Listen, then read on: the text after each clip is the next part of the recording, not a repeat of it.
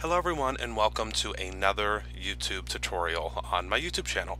What I'm going to be doing today is showing you a little trick and a kind of I guess a technique of using digital papers and saving some ink from your printer. We'll be using Melody Lane's amazing digital papers today, and also I'm going to be using the Zig real brush markers to show you how to do some watercoloring on our stamped image. So first and foremost, what we're going to do is we're going to head into Design Space and we're going to click Create New Project.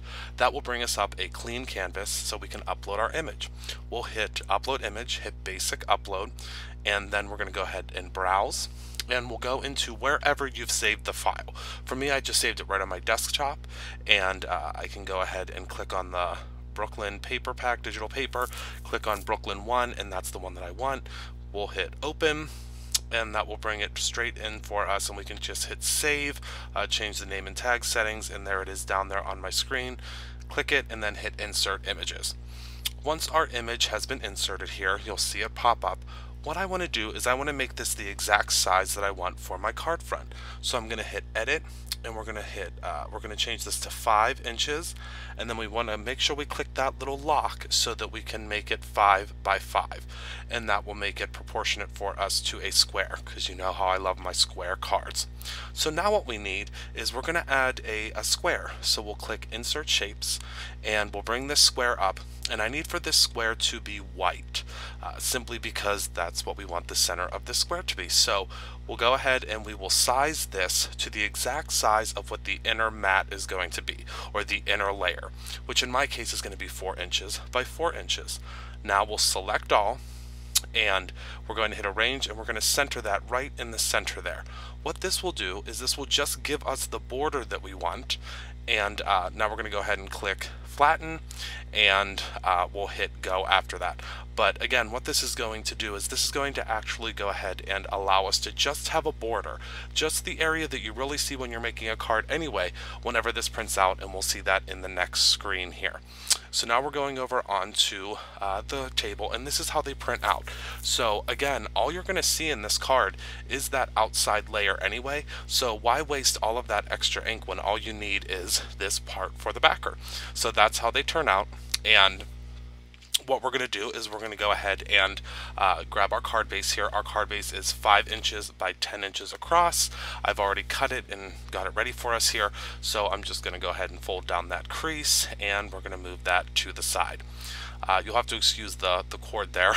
That is from my heat gun, and this is cut down to 4 1/8 inch, simply because I wanted to make sure that it did go a little bit over that white area. So now what I'm going to do is I'm going to go ahead and stamp one of these awesome birds by Tim Holtz. I love these birds. I'm sure you've seen them everywhere, and I haven't had a chance to use them in a project yet, so I thought today was the day. We're going to go ahead and use the Locomotive ink from Brutus Monroe, and this Locomotive ink is going to be a very, very, very, very dark gray, which will again almost look black on the page here. So you'll see it once it's stamped out. I'm just checking and making sure I have enough ink on there, and I just actually re-inked this pad, so I got a little nervous about having too much ink, but I think that it's good when we go ahead and stamp it out. Now we're going to stamp it here, and remember, with all of the Brutus Monroe inks, they are waterproof when dry, so they're permanent as soon as they are dried. The great thing about that is we can watercolor right over top of them. So we did go ahead and stamp that image, and it's just so crisp. I just absolutely love these inks, and I'm going to pull that bird off of there and just put it away, because I'm trying to get better about putting my stamps away. So you'll see that I went ahead and put that away on its clear backer, and what I'm going to do is I'm going to go ahead and I'm going to, I believe, heat set this real quick, but I'm not 100% certain. I think yep, I do go ahead and heat set it, just simply because I'm not patient enough to let it air dry for a couple of minutes so that I can start watercoloring. So we're going to go ahead and again heat set that, and once it's heat set, I'm going to pull out the Zig real brush pens or markers, or whatever you want to call them. They're kind of a watercolor marker, and we're going to go ahead and color. I'm going to put on some music, and here we go.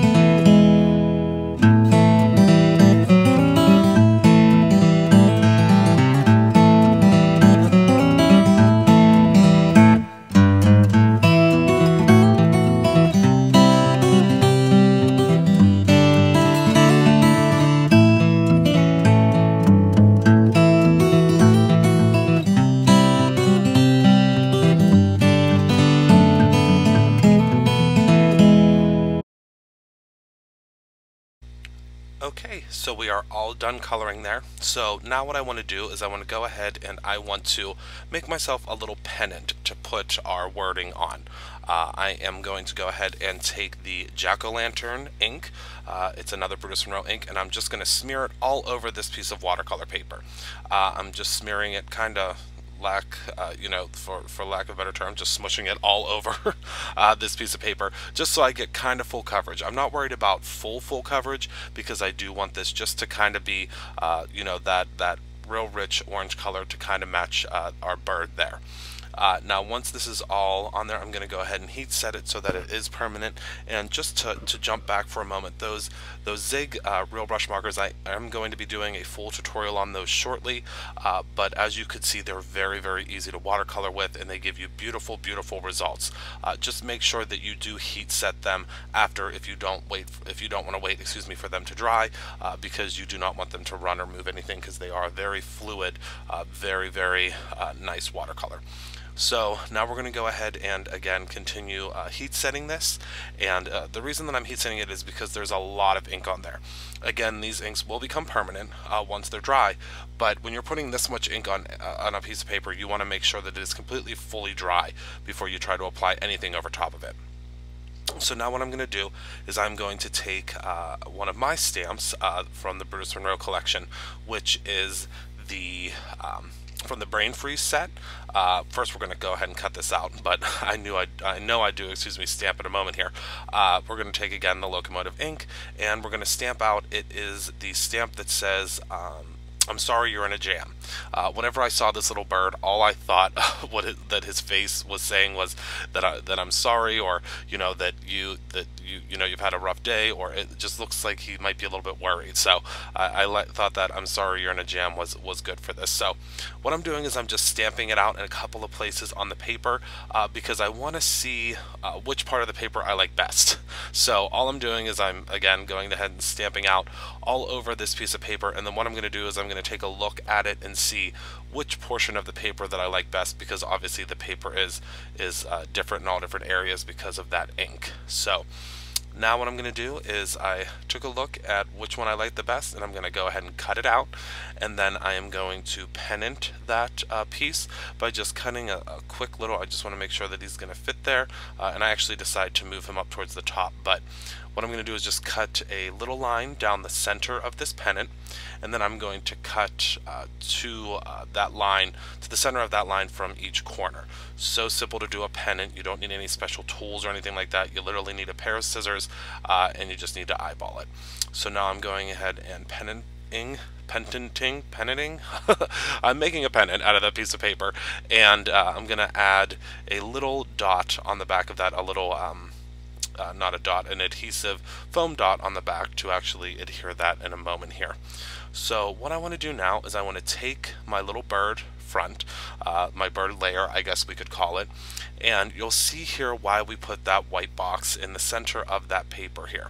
So all of that area where that white box is would be, in my eyes, a shame of a waste because obviously all of that beautiful paper that would be behind there will disappear obviously behind this card. So it's just so nice to, it gives me peace of mind. I don't know if it would give anybody else peace of mind, but I know I'm not wasting, and I know that I'm not covering anything beautiful up. So what we can do here is we can go ahead and put pull off the backers of the foam dots. I'm just using the Tim Holtz craft knife here to pull off the backers, and you'll notice on the craft knife there, you'll see there's a little piece of string that's there intentionally because I have both of them in the same jar, and if I want to grab, they both look exactly the same. So I had to tie a little string on it to make sure that I knew when I was getting the craft knife, because I have a couple of the picks because I use those a lot.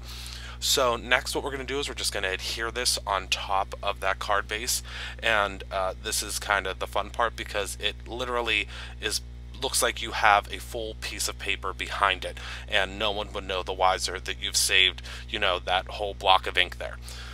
So now off camera there, I just put a little adhesive foam dot on the back of that little pennant, and now we're going to go ahead and take our card layer, our top layer, the top two layers, and we're going to put a little bit of adhesive on our card base. I'm using that adhesive that I've used in many videos, which is the double-sided adhesive from Darice. I've said it multiple times, I think that it's my favorite. It's so cheap at Packetans, which is one of my local craft stores. It's only $1. So it is awesome. And I always purchase as much as I can whenever I'm at the store, pretty much all that they have, because they only usually have around 5 or 6 on the shelf, but they have not had it in stock in a while. So I hope they get it back in soon, especially for my class that's coming up, because I'll be there to pick some up. So now all we're doing is we're just pulling off the backer from that adhesive, and it's a little bit trickier with the craft knife because you have to kind of get that point in the exact right spot underneath. With the pick it's a lot easier, but as I'm transitioning from my craft space to a new kind of office space for Brutus Monroe as well as the studio, I am kind of looking for my tools all over the place. But now, as you can see, all we're doing is taking that backer piece and putting it right on top of the card base, and we're all good to go. So I hope you enjoyed this card today. Please check the links below to see where you can go and pick up Melody's beautiful paper, and you have a wonderful rest of your day. Bye-bye.